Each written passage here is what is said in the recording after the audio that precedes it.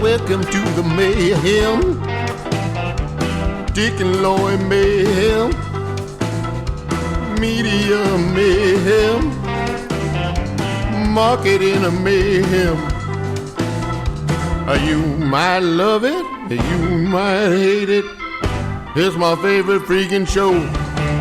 Hey, welcome in. Dick and Lloyd chatting with another great personality from the Kansas City area who, incidentally, is now in Texas, talks about hurricanes, a bad boob, and Mama Jaye. She was a mainstay on KMBZ for many years, and she's down in the Lone Star State now, taking on some pretty huge challenges we'll talk about with her signature wry humor. Hey, Lloyd, look who we've hooked up with. There's Darla Jaye. Wow, Darla Jaye, how you been? What's going on? Well, where would you like me to start? The hurricanes, the move, the mother with dementia, the cancer, which part? Oh, my gosh. Oh, There are a lot of chapters in the Darla Jaye book, aren't there? Oh, I'm telling you. Ever since I moved out of Kansas City, it's been one thing after another. Well, where have we found you? What part of Texas are you in? I am in a northern suburb of Houston. I'm in the Woodlands. Okay. are you near Tomball, Texas? Yes, I am. I'm right on the edge of the Woodlands and Tomball. You know what I love about people from Texas? They know every small town around them and every county they're in. It's like a religion. Yes, it is. And, driving around here, thankfully, I don't know what I would have done if I didn't have GPS, because I have to drive downtown every day. Oh, yeah. And the traffic here is unbelievable. 6-lane highways on each side. Really? Wow. Okay. Yeah. Well, everybody, you've heard that voice enough now. I'm going to tell you, probably, the people who followed Darla Jaye when she was here on KMBZ know exactly who we're talking to. And probably a lot of the people listening recognize the voice and don't know the Darla Jaye story. Darla Jaye was on KMBZ. What years, Darla? When did... I started in 2005, and I was summarily let go in 2016. Wow, 11-year run. There's a lot of definition to summarily because, everybody in radio has had that happen to them. What do you think it was with Darla Jaye? I think it was a couple of things. I think it was money, and I think it was age. Oh, really? And I'm just going to be honest. Yeah. Because I had been on the FM, and we were simulcasting on the AM and the FM. Sure. And then they said, we're going to split the AM and the FM, and we're going to put you on mornings on the AM without a producer and without a news person, and you're going to talk for 4 hours by yourself. Now, wasn't that a business channel at that point, or had they changed the theme by then? They had changed the theme. Okay. So and it was, I did that for a year. I didn't, when they asked, well, they didn't really ask me to do it. They told me, you're going to the AM. And I said, I feel like you're setting me up for failure. And okay. Sure enough. Yeah. Well, when you're on the AM, you're striving for that 2% ratings at some point. Well, that's something. But then that all ended. It was a big career for you. You've been everywhere in the country on the radio, it seems like. I have. I was in rock radio for, I think 18 years. I worked in Grand Rapids, Michigan, Cleveland, Ohio, San Francisco, Detroit. And that's where I started doing talk. Nobody would give me a shot at it. They all said, well, you've always had a partner. Right. And I don't think you could do a talk show. And the guy that hired me is a little station in Huntsville, Alabama called WVNN. And that's where Sean Hannity started. Okay. So I did the afternoon show, 2 people after Sean Hannity. Okay. Well, you are unlike myself. I did 47 years in one town, so I don't know what it's like to move around. Is that exciting? Is that boring? Is that scary? What's it like being the radio vagabond? It was exciting at times, but the unfortunate thing is, because I was the second person on most morning shows, the person who was the lead could decide whether they wanted me or didn't want me. Right, yeah. And so I moved, in 10 years, I think I moved 10 times. Yeah. Or no, 8 times. And I will tell you, by the time I got to Kansas City, I was like, I don't care what happens. I'm not going anywhere else. Yeah. So when you were on these rock shows in the morning, I mean, for those of you who have listened to Darla when she was here, you know that it was driven by her point of view, which was, I think you'd say, what they call conservative. Yeah, it's kind of funny because when I was on the morning show, I was generally the voice of reason. Which, Okay. I mean, I tried to be that doing talk as well. I mean, I was absolutely myself and absolutely my opinions. Well, I love the fact, I think you were very reasonable, Darla Jaye. I've got to Thank tell you. you that. Thank I mean, I don't think I ever heard you come up with anything unreasonable. And you had a lot of reasonable guests that you had on regularly that I found very entertaining. Thank you. Especially like Landmine Billy. Oh, I know. I just sent him a text a little while ago because I don't know if you remember when I was doing the night show on FM, I had a segment called The Conservative Minority. Yes. And Landmine was one of the guests, and so was Angelo Mino. Do you remember him? He used to say made in Ecuador, born in Ecuador, made in America. And unfortunately, he just passed of cancer, and Billy and I had a conversation. But it's been a long time since I've talked to him. Well, that was a show I always look forward to when you very had that much. group on. Yeah, I miss it. I really do miss it. When I left KMBZ, I went to the Johnson County Sheriff's Office, and I was their communications director, and scared to death because I'd never done anything but radio. I really, really enjoyed it. I met some of the most wonderful people working at that sheriff's office. And then a new sheriff was elected, and it was kind of like a radio thing. I was gone. Yeah. What does a communications director do at the sheriff's place? What kind of things did you do? Well, there were a lot of reasons why the sheriff wanted to hire me. He wanted me to soften the image of law enforcement, to show the kinder, gentler, softer side of law enforcement. And this was this was after Ferguson happened. Mm-hmm. And so a lot of it involved setting up interviews, doing podcasts, doing Facebook posts and Twitter feeds, and taking lots of pictures. And I was getting into doing video. That was going to be my next thing. And I think I did a pretty good job. I really enjoyed it while I was there. But now that I'm in Texas and living with my mom, it was kind of an all-consuming job. If you get called in the middle of the night, you have to go out and talk to the media if something's going on. Sure. Wow, what was some of the interesting things you had to do in the middle of the night? I mean, did you have to get on live news and things? Well, I'll tell you the worst thing that happened in the middle of the night, and hopefully I can remember his name. One of our officers was killed on 69 Highway. And his name was Brandon, and I'm having a complete brain fart right here. And I got called in the middle of the night, and I had to figure out how we were going to deal with this news. When an officer is killed, it's a big deal. And that was the most enormous thing that had happened to me since I was there. That's the one that pops to mind quickly. Wow. What a nightmare. So that happened late at night, and you had to, get up and get out. Yeah, I did. And there was also another case which also happened in the middle of the night. One of our deputies, it was a female deputy. I think she was about 22 years old. When you start out, you work in the jail. And she was an officer in the jail, and she had parked her car. She was working overnights and walked across the street, and she didn't have her uniform on. And a couple of guys pulled up in a car, grabbed her, threw her in the back seat, and took off with her. Oh, I remember that. You remember that? And unfortunately, she was sexually assaulted. Thank God they dropped her off. They dropped her off in Missouri. But I got a call, and they wanted me to get up right away and get on social media and put out this grainy picture of a car that they had and any information so that we could try to find these guys as quickly as possible. And that was amazing. We ended up, the sheriff's department found these two guys. They had raped somebody in Missouri the year before, and now they're both in prison. So I felt like I did something that mattered. Yeah. And, I always thought that what I was doing on the air mattered, but I felt like I did something that actually mattered. Well, that was such a bizarre story. I really was kind of surprised that there wasn't more made of that, considering that she was an undercover or in plain clothes, Right. right in the parking lot.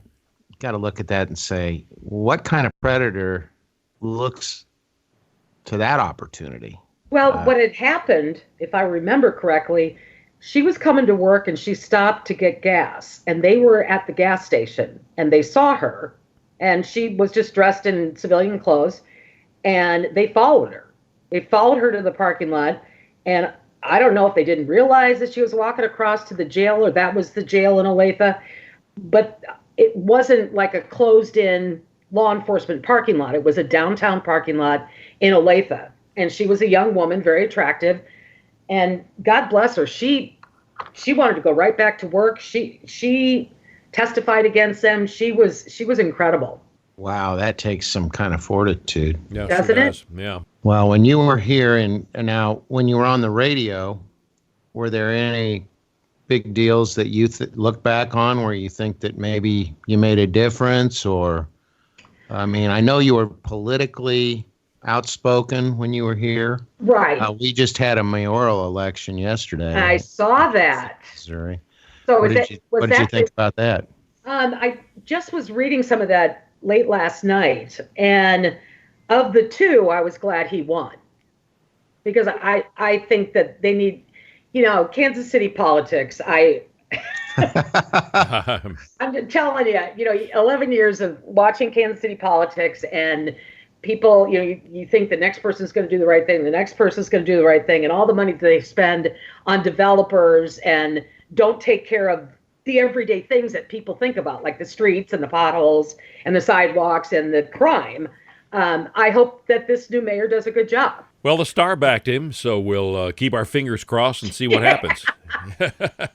Well, there you go. But so did Jack Cashill. Pardon me? Did Jack So like did him? Jack Cashill. Okay. Cashill had an Did? event for him. Yes. Cashill had an event for him, and a bunch of the conservatives came out in his corner. Excellent. They decided to get involved, I guess. I mean, there's not much they can do as far as advancing somebody who is simpatico with them. But I talked to Cashill about that, and these people got together to have an event promoting him because they thought, well, let's look at who's running and who's the best aligned with us. And so Yeah, he seems that like happened. he seems like a good guy. Yeah. As far as when I was on the air, a couple of things that stand out for me. I kind of was instrumental in along with another young woman who then went on and became a Kansas House representative, in getting the Tea Party movement started in Johnson County and in the area. And That's right. I decided to broadcast live from Johnson County Community College, and was promoting it. And I remember driving up and trying to find a parking spot. And I looked out, and you remember how big that movement got before it totally fell apart. There were 10,000 people on that lawn. Wow. And I kind of got choked up in my car. That was something that I thought was good. And then to go to the other extreme, I actually talked somebody out of committing suicide on the air. I got in big trouble with my boss. Wow. We don't talk about suicide, but this guy called, and he essentially said, I was in the military. I don't have anything left to live for. I can't get any help. I've got some mental illness issues. And I started getting texts and emails and all these people that wanted to help him.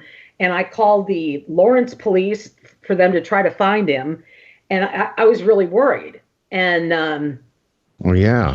he ended up calling me 2 weeks later and thanking me for saving his life. So that was a big thing for me. Wow, that is a heck of a story. But I got in bet you were trouble for it. panicking trying to figure out, how do I deal with this? Right. You I know- was doing a show and I was like, we got to find this guy. So did you have to know? did you have to put the word out, please? No more suicide calls per the Oh, my management. gosh. Yeah, my boss gets mad when the word suicide is mentioned. And he got mad at me, and I said, how could I not have helped him? How could you say that I shouldn't have helped him? Yeah. You know? Whoops, lost the call. Yeah. Yeah. Whoopsie. Dick, how many of those did you get? You know, you were on the air a long time. We were a music station, so we had to handle Okay. our suicide calls over an 18-second intro. So, I got you. And so it makes was you quick nervous. turnaround work. Exactly. Well, Darla, Jay, I remember you had back to the Tea Party era.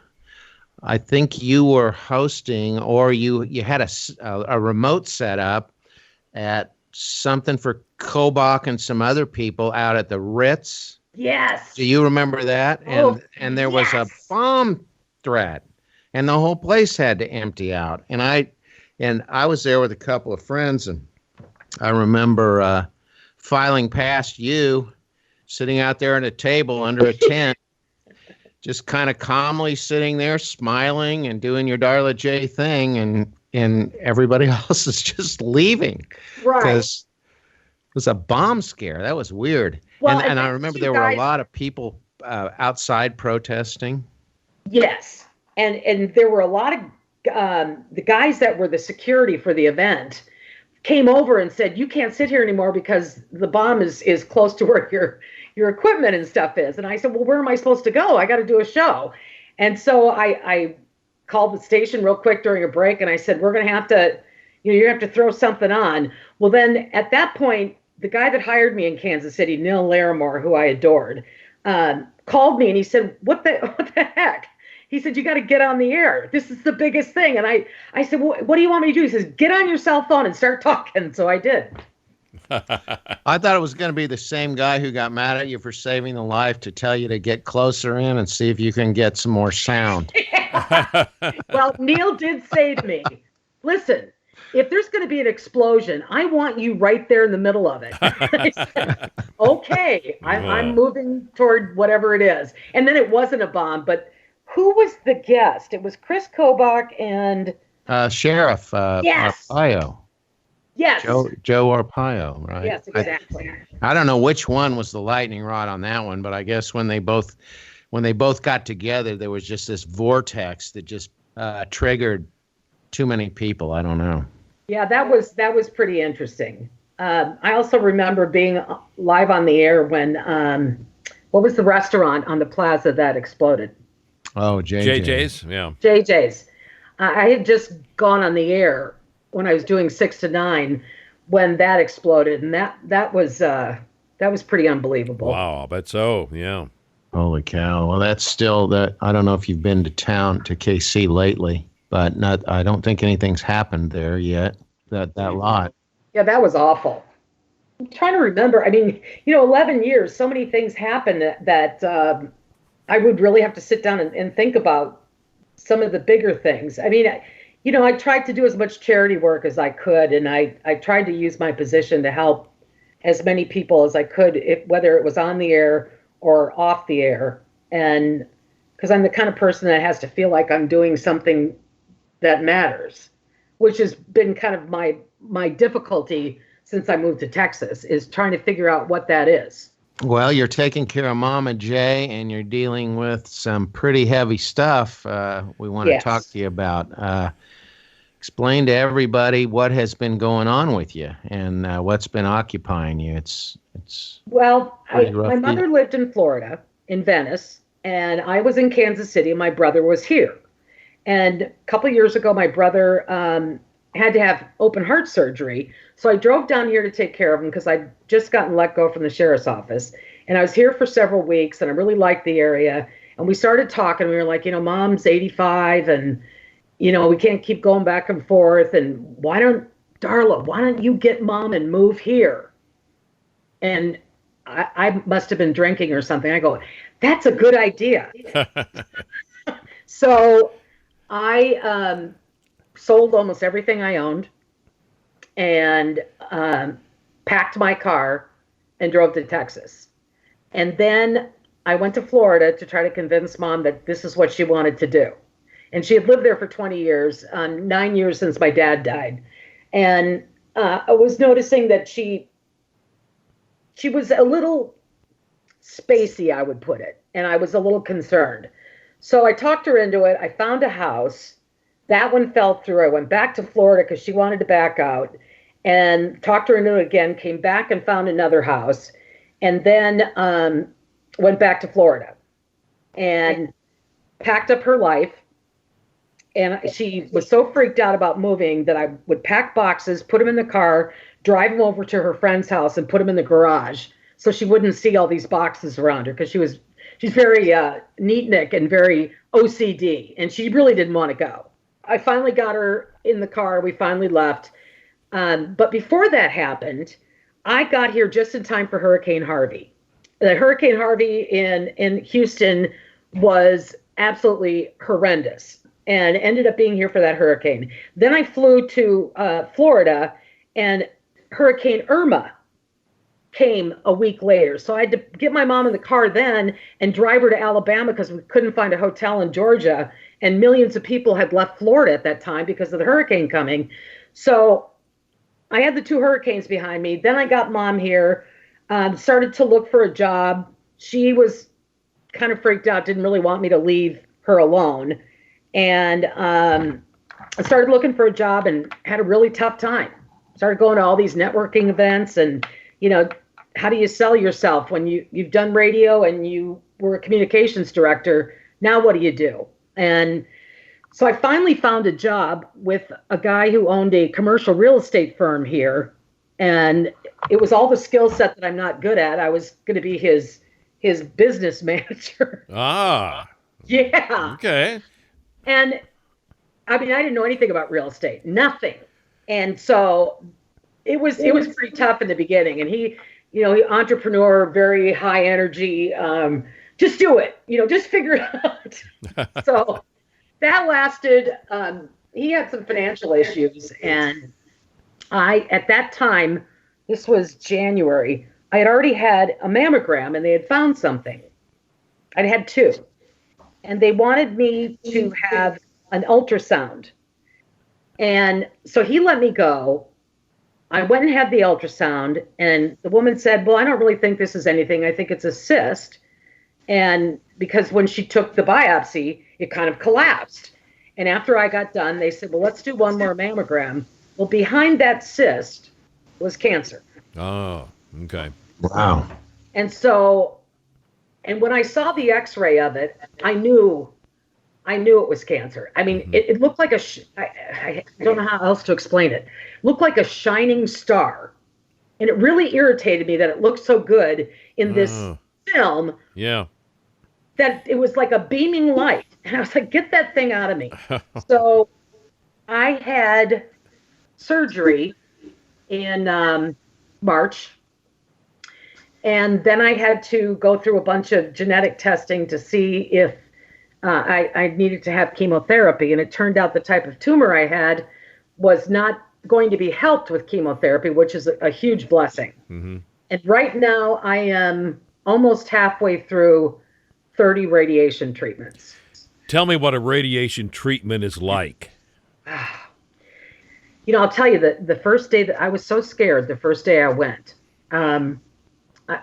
it's a flat metal table, and it's a giant machine that comes down very close to you. Mm-hmm. And they mark you before you start your treatment. They mark you with all these black or blue marks all over your body to make sure that you are in the proper position for the radiation. And they also make kind of a hard paper mache body thing that you lay in. So you're always laying the same way every time you go. Okay.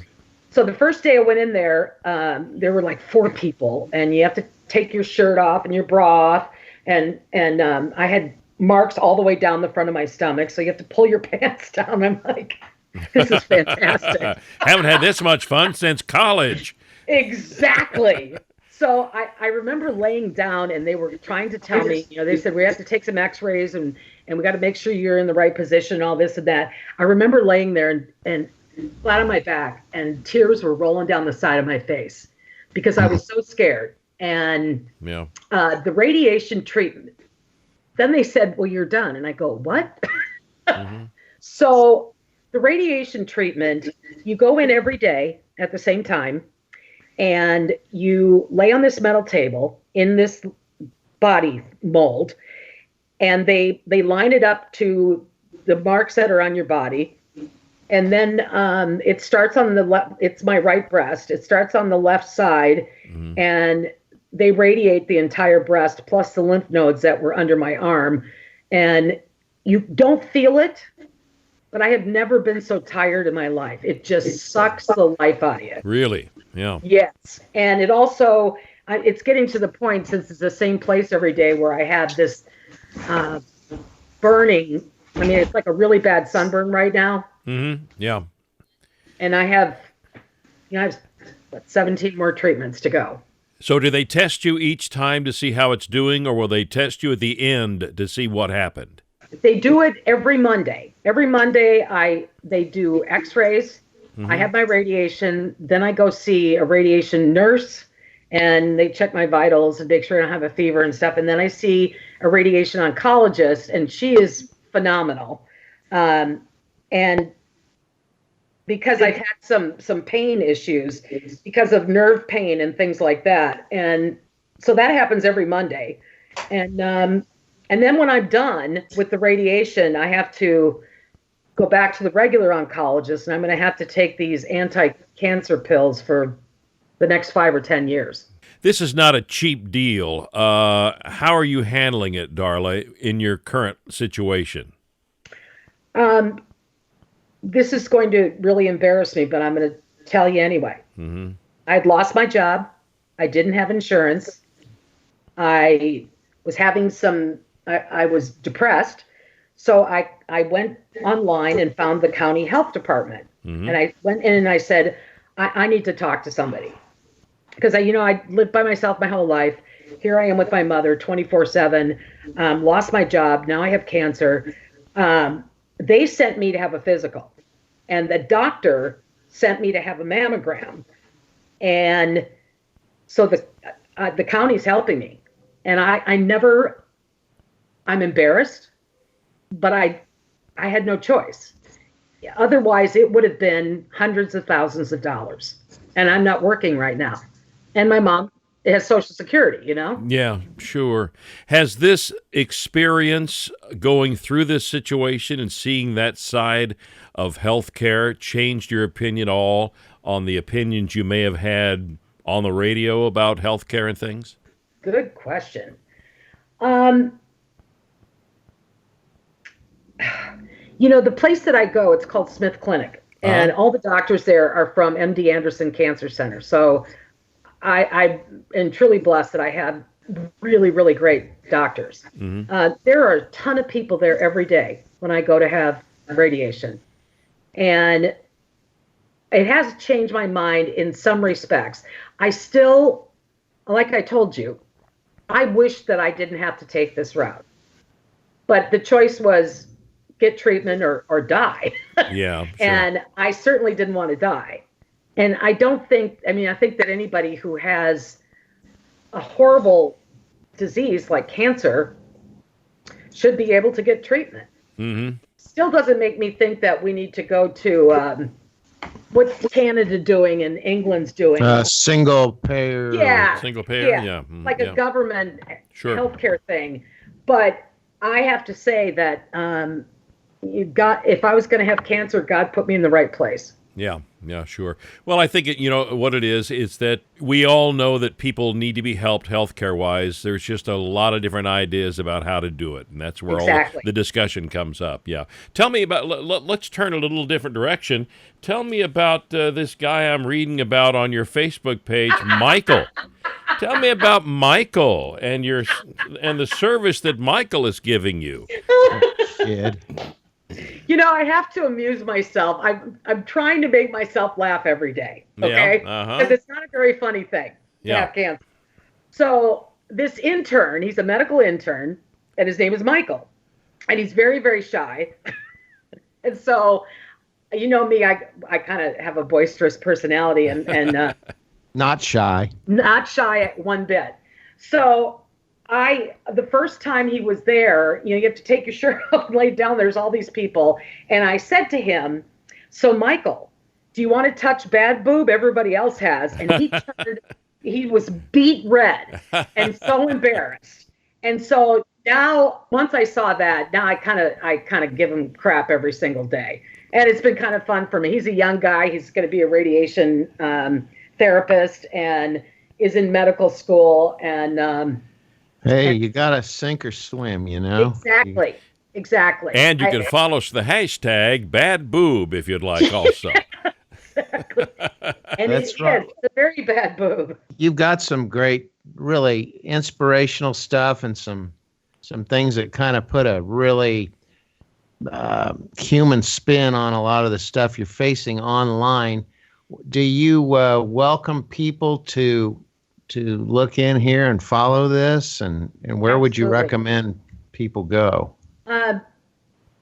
My Facebook account is public, so you can read anything that I write on there. And it's under Darla Jaye, Jaye.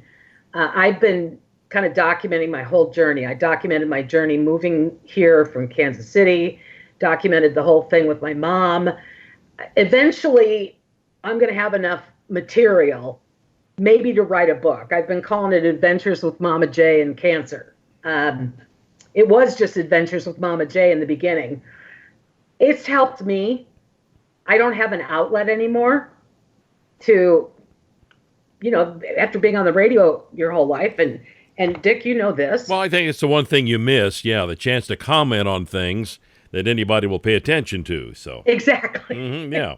Exactly. Now I talk a lot to myself. So Facebook and kind of chronicling this journey has been helpful to me, because I got still a lot of followers, and people have been lovely. They have prayed for me. They have sent me things to help take care of myself. They have written me messages. People have called me, and I don't, since I'm new here in Texas, I haven't had much of an opportunity to create a social network, to create a network of women or people that I can count on. And my mom is not in a position where she can drive me or really take care of me anymore. So that's what's getting me through, to be perfectly honest, is I amuse myself. I like to make other people laugh, and I'm trying to look for the absurd in something that has been horrendous. Well, anybody who knows Darla Jaye or who followed you on the radio knows how positive and likable you are. Thank you. So I'm sure those folks down there in Texas are going to cotton to you. Yeah. Hey, speaking of Mama Jaye, Yes. she's cute. She's on your Facebook here. How old is Mama Jaye? She's gonna be 87 in September. And she, of course, she doesn't think so, but she's got some memory issues. And once I get done taking care of myself, I'm somehow going to convince her that we need to go see somebody about that. She says, well, everybody who's my age forgets stuff, but she forgets I have cancer. She forgot about my surgery and all of it. And so we all deal with that. I mean, that's people are living a long time, and that's the case in almost every case. Is she still able to get around? Or is she... I found a house that was a mile from Walmart, and I haven't taken the keys yet. She just drives to that Walmart, and then she drives home. I told her that the time is coming when she's not going to be able to do that, and she's not too happy about that either. I mean, that's always a battle. It's going to be awful. But she is very mobile. As a matter of fact, in December, she fell and shattered her kneecap. And so we've had all kinds of great stuff going on. And it took her 2 months to recover, but she's walking like a champ. She's 86 years old. Really? No walker or anything? No, nothing. You're kidding. No, I'm not. I mean, it was a miracle how that knee healed. Wow. And obviously, I'm a great nurse. But I'll tell you what, for people that are caregivers to people they love, it is a tough road. It is a tough road. I'm not the most patient person. And then, of course, it's a family member. So it's going to be a long road. How's her hearing? Her hearing isn't very good. Uh-huh. Um, here's a typical conversation around the Edge household. Okay. Would you like something to drink? Huh? Yeah. Would you like something to drink? Huh?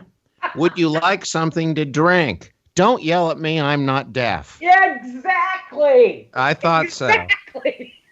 That happens a lot. Of course, she doesn't hear very well, and I tried to get her to go get her hearing checked, and she's like, I can hear fine. But everything I say, she says, huh? Huh? What? Yeah. And then she'll stand in the kitchen when I'm in my office with Fox News on, and she can't hear me from out there, and she'll keep yelling at me. And then she does the same thing. Don't yell at me. I can hear fine. Stop raising your voice. Yeah, so my life is completely different from what it was. So what's the working title again of your book? Maybe Adventures with Mama Jaye and Cancer, because I thought it would sound too weird to have it be Adventures with Mama Jaye and Bad Boob. Doesn't have the same ring to it. So well, you left hurricanes out. Yeah. I did. Mm-hmm. I mean, there's got to be a chapter for those. I mean, you're still kind of in the hurricane zone, right? I am, and it's hurricane season. So hopefully the area where I got a house didn't flood during Harvey. So I figure we're up on a little hill, and she complains about the sloped driveway. But I said, we're never going to have water in here. So that's a good thing. When you got her out of Florida, successfully placed her there with you, did she adjust quickly? Oh, no. She still hasn't adjusted. Okay. No, when she gets mad at me, she says, well, I'll just go back to Florida. I go, good luck.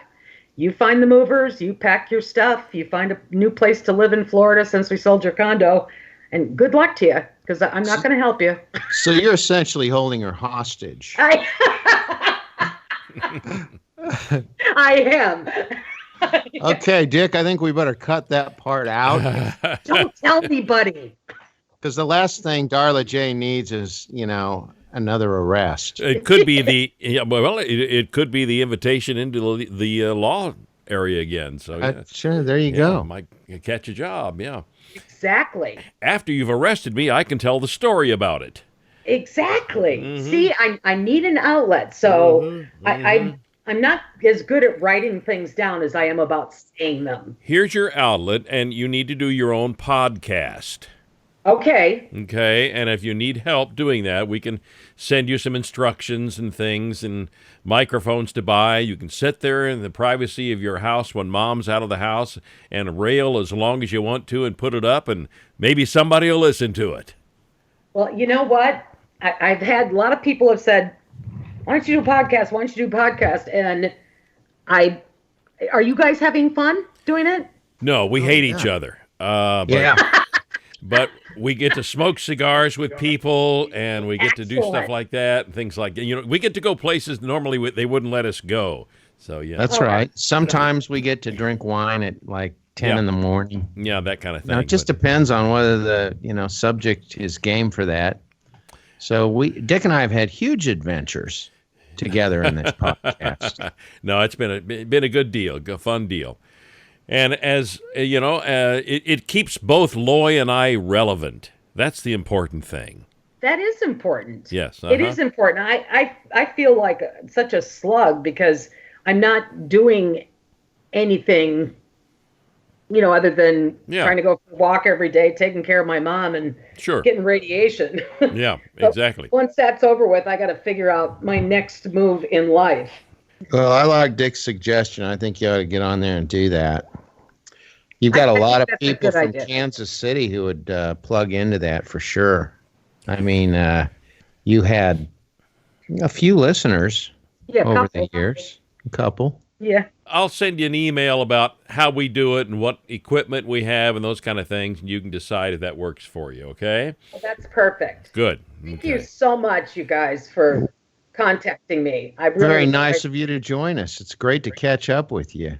I know a lot of people have been wondering what you've been up to. I always have to ask this, though, when I'm around single ladies and Loy, the single man in Kansas City, did you guys date at any time? If we did, it must not have been very memorable. Okay, Yeah. there was a short few seconds of silence there, so I wondered. Okay, I was actually going through my Rolodex when you asked that. Dick. okay. I've Somehow got we missed a each other. Darla K that apparently I You dated. guys would have made a good couple. Yes. Yes. All right. Well, there's still a future to look forward to. So you're going through Exactly. a lot One of never knows. Never. Darla, we keep you in our prayers, our hopes, our dreams, and we'll look forward to what the next chapter is in this book you're developing. Yes, Okay. best to you and Mama Jay. Thank you so much, you guys. I really enjoyed talking to you. Thank you, Darla. If you'd like to pass a message along to Darla Jaye, check her out on her Facebook page, Darla Jaye, Jaye, and give her all the support that she needs. We know she'll be back at 'em in the spotlight before long. And we'll be back in the spotlight with another great personality before long. Stay tuned. You might love it, you might hate it. It's my favorite freaking show.